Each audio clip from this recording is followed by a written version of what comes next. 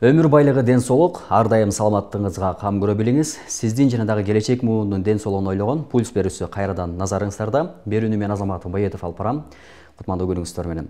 Бүгүн дагы өзгөчө бир тема үстүндө кеп козгойбуз. Тактап айтканда, көз оорулары. Көз органы бизде кандай кызматты аткарат? Кандай кылсак көздүн көрүүсү жакшы болот? Кандай учурда ошол көз ооруларынын алдын алабыз жана кантип дарылайбыз?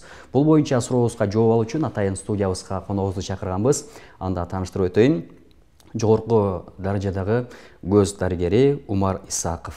Саламатсызбы, доктор? Студиябызга кош келипсиз. Жогоруда айткандай эле эми көз бул биздин сезүү органдарынын эң маанилүүсү болуп саналат. Көз менен ааламды көрөбүз, жаратылышты көрөбүз дегендейчи.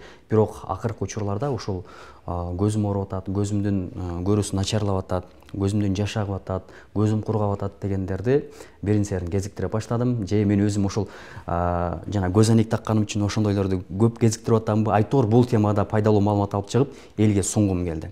Эми ушул боюнча бизге кененирээк маалымат берсеңиз, сиздин практикаңызда азыркы учурда көз ооруларынын кайсыл түрү көп кайрылып атат, көп кезигип атат? Биринчиден өтө сонун демилгени баштадыңыз. Чындыкта көз оорулар тилекке каршы азыр көбөйдү. Мен азыр өзүмдүн стажыма карап айтсам, жылдан жылга көбөйүп атат. Эмнегедир бунун менин оюмча себептери көп. Негизги себептери бул зрительная нагрузка деп коебуз. Азыр өзүңүздөр байкасаңыздар, бүт эле балдар кичинекей жашынан баштап телефондорду кармап, уюлдук телефондор менен алек болушат. Ошол эң биринчи себептердин бири деп ойлойм. Анан кийин азыркы заманда өтө медициналык аспаптар дагы күчөп кетип атат. Анан мурда өтүп кеткен, диагноз коюлбаган диагноздорду азыркы күндө башталгыч стадияларда диагноз коюлуп, ошонун эсебинен дагы демек, дартты аныктоо жолу жеңилдешти, оңой болду. Жеңилдешти и оңойлошту. Демек, айтайын дегениңиз, мындай оорулар мурда деле болгон, бирок аныктоо жолу, жандашуу жолу, кайрылуу жолу кыйыныраак болгон. Кыйыныраак болгон, анан кечирээк аныкталган. Доктор, ушул жерде дагы биздин көрөрмандарда ошол суроо болуш керек, жана аппараттарын жаңы түрү чыгып атат деп атпайсызбы? Эми бул бир чети аппаратты ошол көздүн дартын аныктоо үчүн чыгарса, бир чети бизнес экени маанилүү да, ошол чыгарып аткан адамчы. Анан ошол бейтаптар, мисалы үчүн, баш айланышы мүмкүн да. Тиги рентгенге барыш керек, бул жака барыш керек, бул аппаратка түшүрүш керек дегенде баш айланып, анан кийин кээ бирөөсү бул бизнес жасап атат, барбай деле коеюн деши мүмкүн да. Ошондо сиз кантип сунуштайсыз? Кандай аппараттарга түшүү? Ошол түшкөн рентген аппараттары же томография дейбиз, ошол көздөгү бүт бар жак талчаларды, тамырчаларды көрүп берген аппараттардын баардыгы көзгө зыян эмеспи? Түшкөндө кандай аппараттарды тандап түшүш керек? Дарыгер тандоодо эң маанилүү адашпаш керек дейм. Бул суроо боюнча толук маалымат берип кетсем, азыркы учурда көп адамдар интернетте окуп, анан өзүнө диагноз коюп, анан кийин мага УЗИ керек экен, мага томография керек экен деп кээде биздин центрге келип кайрылышат. Анан мен айтам, дароо УЗИге же томографияга салып салсак аларды, кээде туура эмес болуп калат. Эмне дегенде, биринчиден көз дарыгер өзү көрүп туруп, анан показания деп коет, жолдомосу болсо, ошого туура келсе, анан өтүш керек. Анан гана деңиз, өз билимдик менен болот. Өзү негизи зыяны жок. Бул ошо чөнтөгүнө эле зыян болот чындыкта. Монтип денесине, көзүнө зыян келтирбей турган изилдөө ошол аспаптар биздечи зыян эч качан келтирбейт. Бирок ошо чөнтөгүнө зыян келип калышы мүмкүн. Ошого менин оюм, биринчиден врачка кайрылыш керек. Врач көрүп туруп диагноз коет, анан кандайдыр күмөндөрү болсо, показаниясы болсо, ошондо гана анан өзү айтат. Же сизге могу томография керек, сизге УЗИ керек. Кээде мисалы көздүн ичине изилдеш өтө кыйын. Анан көзгө көрүнүп турган нерсе, мисалы өзгөрүштөр болуп калат да. Торчодо азыр сетчатка деп коет. Аны мисалы биз көзүбүз менен түсүнү көрөбүз, формасын көрөбүз, бирок баягы канчалык даражада өзгөрүштөр биз аны айта албайбыз. Ал только бул томография аркылуу билинет да. Биз көз дегенде, мисалы үчүн өзүңүз айтып өттүңүз, эми баштан аяк түшүндүрүп бербесеңиз болбойт дегендей, көздүн функциясы, аткарган кызматы, жайгашкан жери бизге сырт деле көрүнөт да. Эң негизги бөлүгү ал ичинде экенин баарыбыз билебиз да. Ошону могул функцияны аткарат, көздүн көрүүсү начарлап барат атканда могул жери начарлайт деген ошол түшүнүк боюнча бизге жалпак тилде көрөрмандарга түшүндүрүп берсеңиз. Макул. Өзү көз орган бул сезим, эң негизги сезимдердин органдардын бири. Ушул көз аркылуу биз ааламды тааныйбыз, информацияны алабыз. Анан тилекке каршы көз оорулар ордунда турбайт экен, күчөп баратат. Анан жылдан жылга, мисалы адам баласы өскөн сайын, карыган сайын ар кандай дарттар да кошулат экен да. Анан анын эң биринчи өзгөрүштөрү бул көз кызарып калса, кычышса, туман болуп начар көрүп калса, сөзсүз түрдө врачка кайрылыш керек. Бул ошол бардык көз ооруларынын белгиси болобу же ар бир оорунун белгиси ар кандай болобу? Көбүнчө окшошуп кетет, бирок мисалы мындай воспалительный оору, баягы шамалдаш деп коет, жугуштуу оорулар, алар көбүнчө кызарып, кычышып, чылпактап баштайт. Анан бул өз негизи жеңилирээк. Аны аныкташ да жеңилирээк, анан дарылаш да жеңилирээк. Анан кээ бир учурларда көз оорулардын себеби көзгө эмес, жалпы ден соолугуна байланыштуу болуп калышы мүмкүн. Демек башка органда же башка бир оору болсо, бул көздү терс тарсын берет сөзсүз түрдө. Мисал келтирейин, кан басымы көтөрүлсө, артериальный гипертензия дейт, сахарный диабет, ушундай сыяктуу эле зоб, эндокринологический оорулар сөзсүз түрдө терс таасирин беришет. Анан мен айтарым көрөрмандарга, кандайдыр өзгөрүштөрдү байкасаңыздар, эч качан өзү менен жакшы болуп кетет, же болбосо кичине күтө турайын, анан бул жактан уктум эле, мындай дары койсо болот, интернеттен өзүңөр билип, дарылар тамызып, убакыт өткөзбөңүздөр, сөзсүз түрдө адиске кайрылышыңар керек. Адис көргөндөн кийин өзүнүн диагноз чыгарып, леченияларын жазып берет. Доктор, көздүн көрүүсүн жакшыртуу үчүн бул көзгө витамин барып туруш керек. Кан аркылуу ошол улам жетип туруш керек дегендейчи, кайсыл витаминдер ушул көздүн көрүүсүн жакшыртат? Бул тамак-аштан, тамактануудан дагы маанилүү да? Негизи бүт витаминдер көзгө жакшы жардам берет. Витамин А, Б группасы бар, С, бүт баары. Андан сырткары лютеин деген зат бар. Ошо көздүн артындагы торчого күчөйтөт, ошонун иштешине кам көрөт, жардам берет. А, Б, С, анан лютеин дедиңиз. Бул кайсыл азыктардан көбүрөөк алабыз?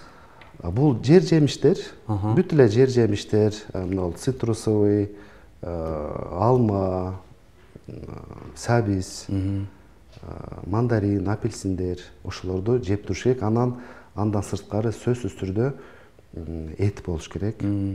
Этти жеп, баягы эттин ичинде дагы аминокислоталар бар, ошолор дагы жардам беришет.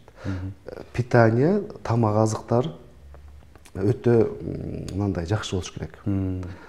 Анан кээ бирки кездерде болуп калат, диетага отурушат, тамакты аз жешет.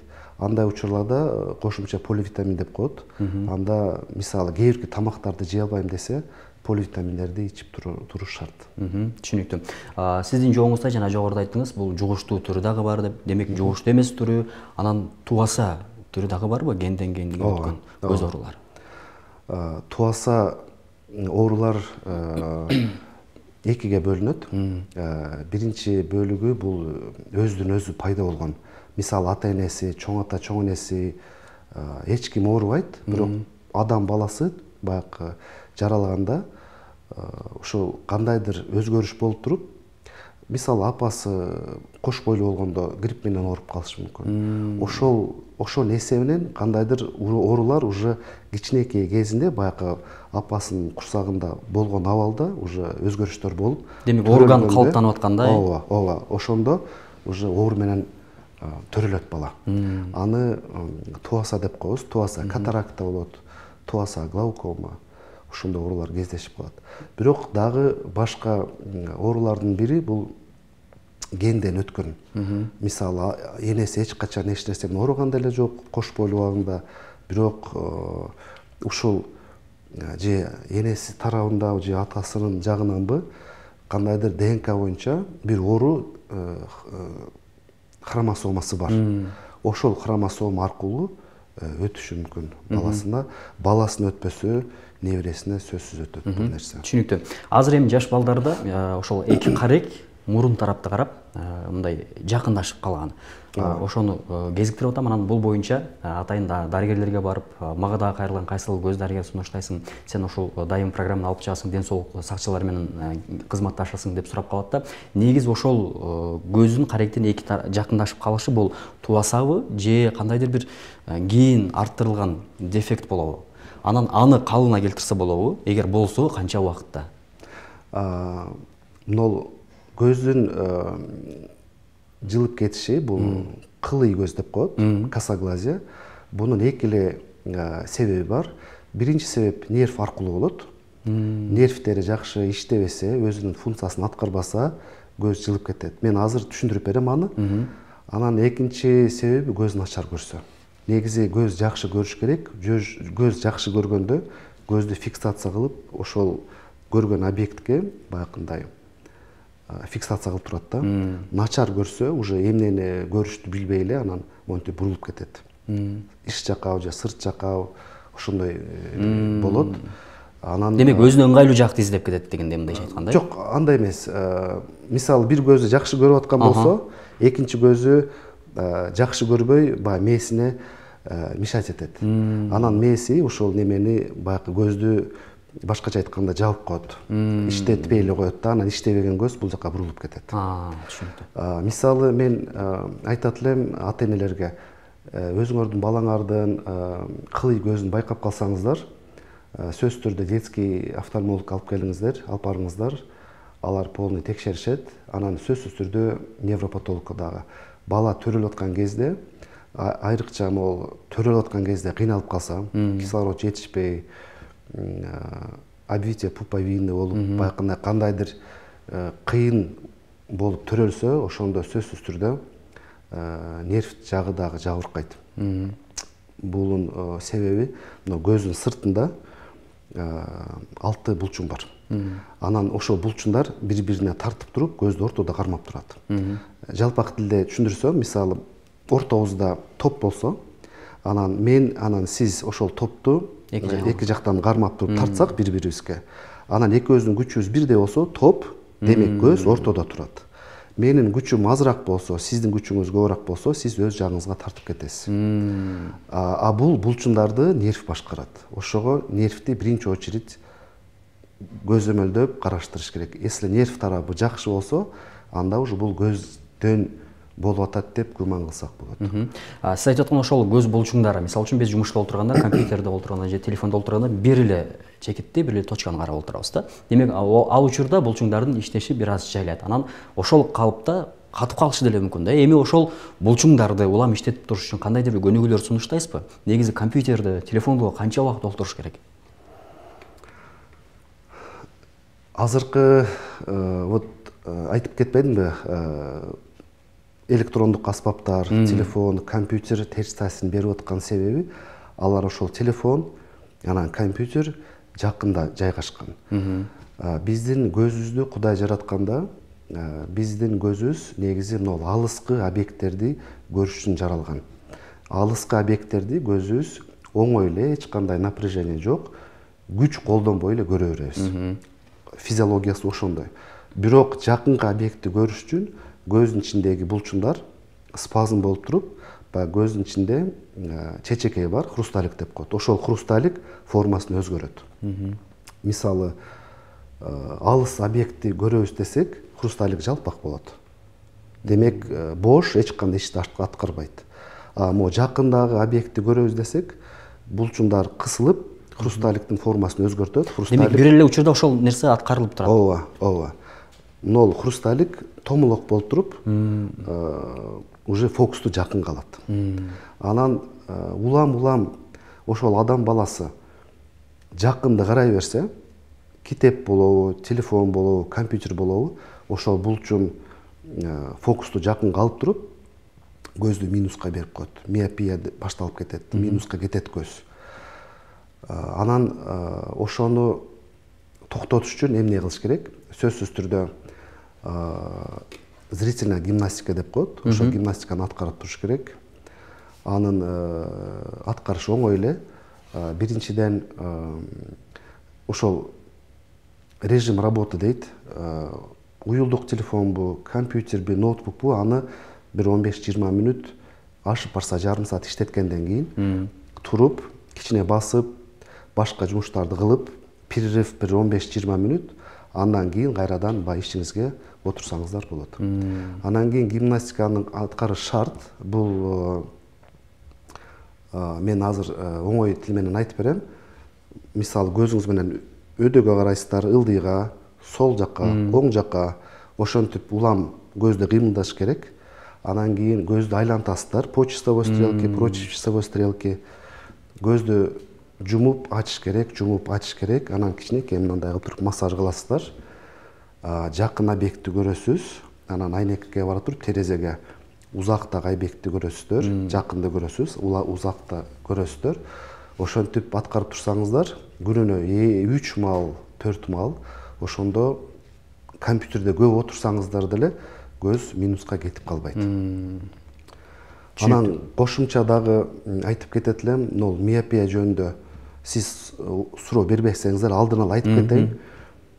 Көп ата-энелерде түшүнүк жок да, бул миопия эмне деген, гиперметропия, плюс менен минусун айырмасын билишпейт. Анан мен айта кетет элем, миопия деген ал мындай оору, бул көз минуска кетти деген. Минус деген эмне? Бул мисалы көздүн формасы томолок болсо, көчөдөн келген, сырттан келген нурлар тунук челден өтүп, чечекейден өтүп туруп, ошолор баягы нурларды сындырып нервке алып барышат, торчого алып барат. Ошол жагдай бул норма болуп эсептелет, 0 деп коебуз ошондо. Торчого жетпей булчунда нурлар топтолсо, аны минус деп кетебиз. Торчонун артына топтолсо, ал плюс болуп кетет. Демек, ошол торчого жетпеген жагдай бул миопия, минус деп коебуз. Анын эки түрү бар. Чыныгы миопия, анан жасалма или ложный миопия деп коебуз. Ошол жакын объекттерди карап, анан чечекей формасын өзгөртүп, спазм болуп туруп минуска кетип калса, ошол чечекей аркылуу минус болсо, аны лечение кылып артка кайтарса болот. Чыныгы миопия, бул көздүн формасы кичине сүйрүү болуп, чозулуп калса, аны тилекке каршы лечение кылсак да ордуна келбейт. Аны только кармап калышыбыз шарт. Бул очки тагыш керек, анда-санда лечение алып туруш керек, витаминдерди ичип туруш керек, гимнастика кылып туруш керек. Калыбына келтирүү дегенде, мисалы үчүн ошол көрүүнү өз калыбына келтирүү, нормасына салуу, кандай жолдор менен? Лечение дарылоо аркылуу же операция жолу мененби? Кантип калыбына келтирилет ал? Минусту айтып атасыз да. Калыбына келтириш ошол минустун түрүнөн зависит этет. Жасалма минус болсо, лечение менен 0-га түшүп, кадимкидей жакшынакай көрүп кетет. Чыныгы минус болсо, ал лечениеден кийин ал ордуна кала берет, бирок биздин максат ошол чыныгы минустун деңгээлин билиш. Ошондо очки тагат. Анан очкинин максаты бул көздүн көрүшүнү жакшыртат и ошол минусту кармап турат, өстүрбөй. Доктор, билесизби, мен деле ошол көз айнек такканга чейин ар кандай маалымат алып жүргөм да, мен сиз айткандай интернет айдыңынан башка тааныштардан алып, ой, көз айнек такпа, көз айнек таксаң, ошол көнүп калат экенсиң, көзүң иштебей калат, анан тескерисинче минустук абалга кетет деген түшүнүк болгон да. Дарыгерге баргандан кийин менде башкача түшүнүк болгон да. Мен сыяктуу эле көрөрмандарды да ушундай ой бар да. Мисалы үчүн, көз мисалы үчүн ошол минустагы балда болсо, көз айнек такпай койсо, тескерисинче начарлайт. Же көз айнек такса көнүп калат, кандай болот ошол? Көнүп калат деп айтышат. Негизи жакшы айттыңыз. Бул ушундай туура эмес маалымат тарап кеткен негедир. Анан кээ бирки адамдар ошого өтө ишенет экен. Бирок бул туура эмес. Көз айнекке показания болсо, көз айнекти тагыш шарт. Түнү күнү. Анан кээ бирки врачтар тилекке каршы дагы деле туура эмес маалымат берип коюшат. Могул көз айнекти только алыска колдоносуң, мектепте отурган досканы караганда колдоносуң, анан үйгө келгенде чечип салсаң болот деп маалымат берип коюшат. Бул туура эмес көрүнүш. Сиздерге, балаңыздарга же өзүңүзгө көз айнек жазып бердиби? Буну ар дайым тагышыңыз шарт. Уктаганда чечесиздер, анан жумганда чечесиздер. Башка учурда только көз айнек менен жүрүш керек. Ошол жерде ошол моментте биз көздү сактап калабыз. Анан туура эмес көз айнек таксаңыздар, анан анда-санда таксаңыздар, ошондо минус көбөйүп кете берет и зрение начарлап кете берет. Ушул жерде суроо пайда болду да, эгерде мисалы үчүн менин көзүм жана минустук абал болсо, минустук очки көз айнек даярдап бергенсиздер да, мисалы үчүнчү. Эми ошону жакынга карасам, эч кандай зыяны жокпу? Сиз жогоруда айттыңыз, бул көз алысты караганда фокусу башкага тууралайт дедиңиз, жакында караганда башкага тууралайт дедиңиз. Биз мисалы үчүн көз айнек таксак бирдей абалда туруп атат. Ал көзгө кыйынчылык жаратпайбы мисалы үчүн? Жок, бул наоборот жакшы. Мисалы сиз көз айнек менен алысты дагы, анан жакынды да карап аткан болсоңуз, демек көздүн ичиндеги булчуңдар иштеп, өзүнүн функциясын аткарып турган болот. Келечекте мисалы сиз көз айнекти чечем, операция жолу менен лазерный коррекция кылам десеңиз, андан кийин өзүңүзгө жеңил болот. Андан кийин алысты деле жакшынакай көрө бересиз, жакын деле жакшынакай көрө бересиз. 40 жашка чейин. 40тан кийин уже өзгөрүштөр башталат, анда уже албетте көз айнек тагыш жакынга шарт, рабочий очки таап каласыз. Мен айтарым, негизи айттым го, мына минуста фокусту жакынга алып калат экен көз. Алысты көрүш кыйын. Ошого мисалы көз айнек, алыска көз айнекти тагышат. Анан жакынды мен өзүм деле өзүмдүн көзүм менен жакшы көрөм го деп туруп эле очкини алып салышат да. Кээ бирки балдар, кээ бирки бейтаптар. Анан ошого көз көнүп калат. Анан бизге келип туруп операцияны жасатышат. Операцияны жасаткандан кийин алысты сонун көрүп калат 100%. Бирок жакынга келгенде уже кыйналып калышат. Неге дегенде, баягы ичиндеги булчуңдар жакынга эч качан фокус алган эмес, көнгөн эмес, башкача айтканда жалкоо болуп калган. Өзүнүн функциясын аткарбайт. И ошону дагы кээ бирки пациенттер түшүндүрүш кыйыныраак. Туура эмес түшүнүп калат. Демек бара-бара калыбына келип ал. Кыйналып, бирок көп убакыт алат, баш ооруйт. Ошого менимче эң жакшысы алдын ала очкини үзбөй таксаңыздар, ошондо кийинчерээк операция кылсаңыздар деле жыйынтыктары жакшыраак чыгат. Түшүнүктүү. Анан дагы бир айта турган нерсе, бул биз азыр минус деп кетип атпайбызбы? Бирок плюсу дагы бар. Плюсовой бул баягы гиперметропия деген диагноз, бул башка диагноз. Алардыкы башка көрүнүш. Плюс бар адамдар и жакынга дагы кыйналып көрүшөт, и алысы дагы начар көрүшөт. Аларга плюсовой очки тагыш ар дайым шарт. Такпаса ал өздөрү эле байкайт, кыйналып калышат. Анан плюс ушундай нерсе экен, көбүнчө мына жаш балдар убагында очки такпай жүрүп калышат, анан эс акылы кирип, уже 14-15 жашында биздеги кайрылышат. Мен көзүм көрбөй атат, очки жазып бериңиз депчи. Биз изилдеп диагноз коюп, очкини туура жазып беребиз, бирок көз көрүүсү ошончо эле кала берет. Мисалы, без очки такпай 10% көрөт, очки менен деле бир 10-20% көрүп калышат. Эмнеге дегенде көз уже жалкоо болуп калат. Амблиопия деген диагноз бар. Жалкоо көз иштеп кетиш өтө кыйын. Анын өзүнүн убактысы бар. Жаш төрөлгөндөн баштап бир 8-10 жашка чейин иштеп кетет көз. А уже 10 жаштан кийин аны иштетиш өтө кыйын. Доктор, мисалы үчүн биз чоң кишилер сиздерге барганда мындай кеңешип, алысты көрүп атасыңбы, жакынды көрүп атасың деп консультация алып туруп, анан диагноз коесуздар да. Жаш балдар мисалы үчүн аны айта албайт да. Ошол так диагноз коюш үчүн бул жерде аппараттар 100% жардам бере алабы? Ооба. Бул жакта башка проблема бар. Негизи ата энелерге айтып кетет элем, балаңарды байкап тургула, көзүнүн формасыны, көзүнүн абалын карап турушуңар керек.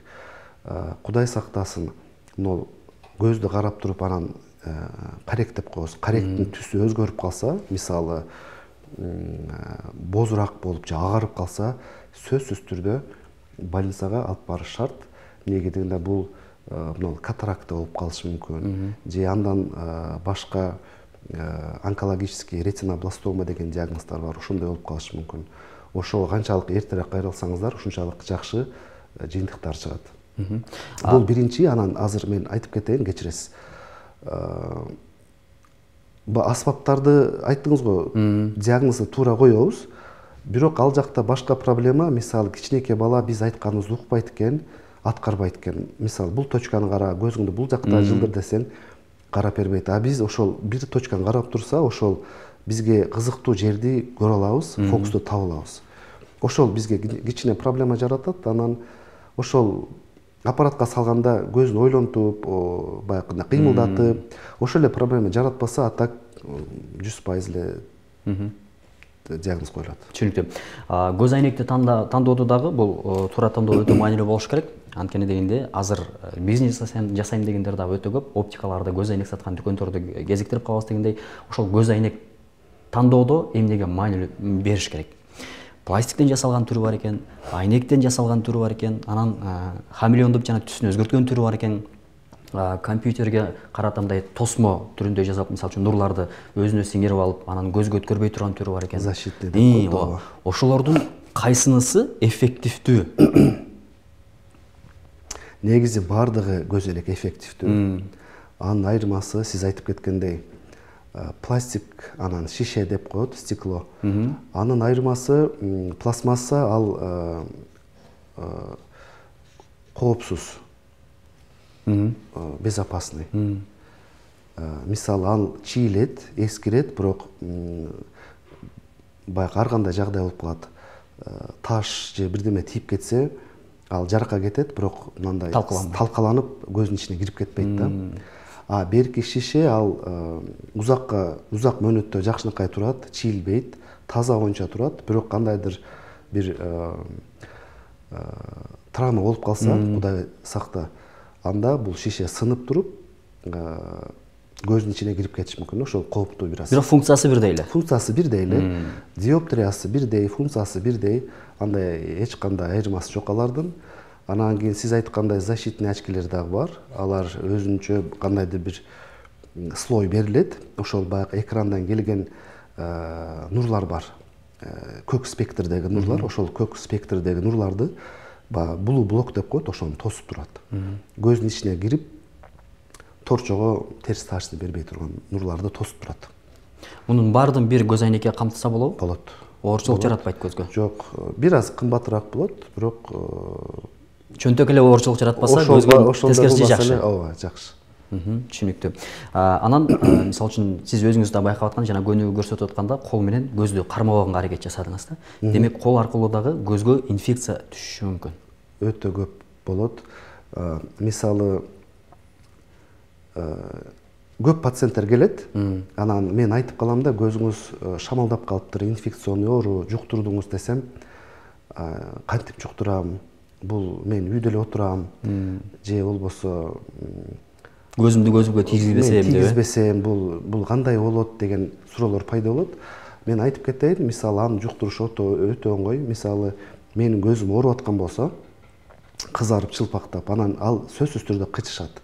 Кычышкан кезде мен колумду каалайынбы, каалабайынбы, уже көзүмө алып барып туруп ушалап коем. Ушулагандан кийин ушул көчөгө чыгам, любой нерсени кармайм.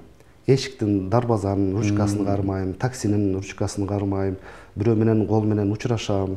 Анан ошондо менин колумдагы инфекция ошол объектке жугуп калат. Артына ошол объектке сиз келип туруп кармасаңыз, уже сиздин колуңузга жугат ал нерсе. Кокусунан колуңуз көзүңүзгө тийип кетсе, уже көзгө да жугуп кетет. Ошентип жуктуруш өтө оңой. Үй бүлөдө мисалы бирөөнүн көзү ооруп аткан болсо, сөзсүз түрдө режим сакташ керек. Колду тез-тез жууп, самын менен. жеке чачык болуш керек. Бир үй бүлөдө бак үй бүлө бир чачыкты колдонбош керек. И ошол көз ооруп аткан инсан көзүнү кармабаш керек.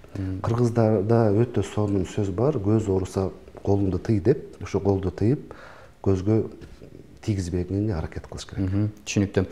Биздин көрсөтүүбүз жыйынтыкталып баратат, доктор. Сиздин практикаңызда ошол сиздин жүрөгүңүздү өйкөгөн ошол бейтаптар, улам айтасыз мындай кыла, тигиндей кыла деп, улам мындай кайдыгер караган бейтаптар бар да, ушул нерсени айтыш керек деп. Бул эми массалык маалымат каражаттары ошол нерсени жеткирүү үчүн, калкка жакшы туура маалымат жеткирүү үчүн атайын болуп турат. Эгерде толуктоочу сөзүңүз болсо, эркин микрофон.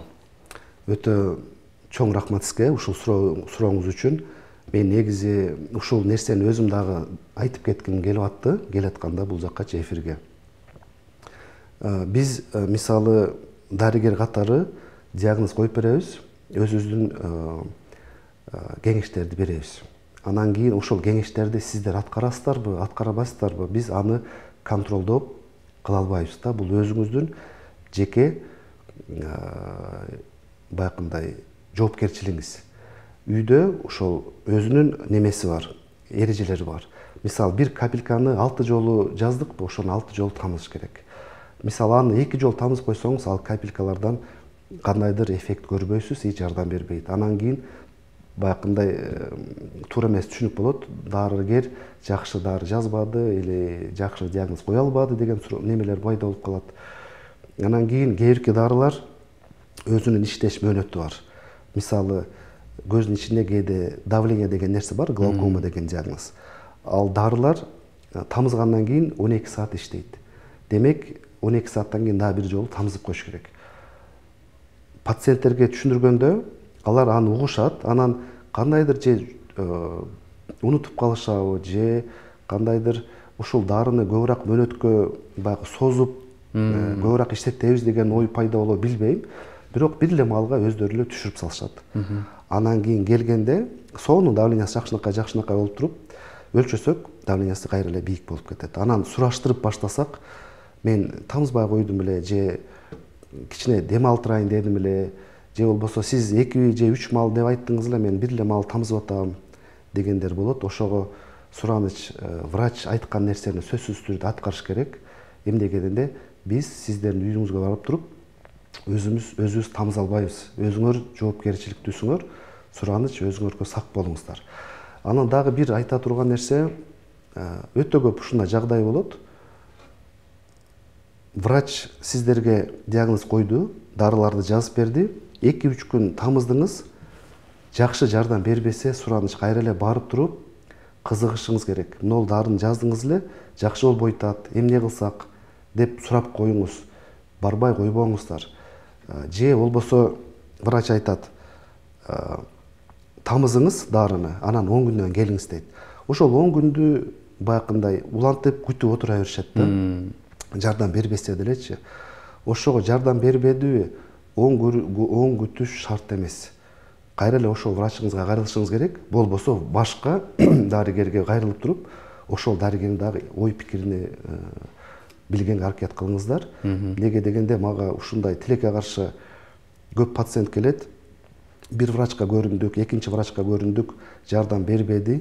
Анан ушул оорусун өткөзүп коюп, гүлдөтүп, башкача айтканда уже стадиясы көбөйүп, анан кийин мага келип талап кылышат. Айыктырып бер депчи. А мен айтам, эртерээк келгениңизде айыктырып берсек болмок, бирок сиз уже баягы убакыт өтүп кетти. Кээ бирки учурларда зренияны кайтарыш кыйын. Ысык убагында, баягы ысыгында 1 күн, 2-3 күнүн ичинде зренияны кайтарсак болот. А мисалы уже 10-15 күн, 1 ай өтүп кетти, анда тилекке каршы эмне кылсак дагы биз деле Кудайдын астында жүрөт экенбиз, колубуздан көп нерсе келбейт. Ошого сураныч сиздерден өзүңүзгө сак болуңуздар. Анан кийин сөзсүз түрдө жалпы ден соолукту караңыздар, сураныч. Неге дегенде ошол жалпы ден соолук көзгө дагы терс таасир берет. Мен айтып кеткендей, артериальный гипертония, кан басымы, сахарный диабет, ушундай анан муундардын оорулары, ревматологический, ошолор дагы бүтүп көзгө терс таасир берет. Түшүнүктүү. Рахмат доктор. Ушул кыска убакытта бизге жакшы толук маалымат бергениңиз үчүн ишиңиздерге ийгиликтер. Чоң рахмат. Урматтуу телекөрүүчүлөр, албетте ооруну дарылагандан көрө анын алдын алган артык дейт. Ар дайым саламатта болуңуздар. Кийинки көрсөтүүдөн көрүшкөнчө аман туруңуздар.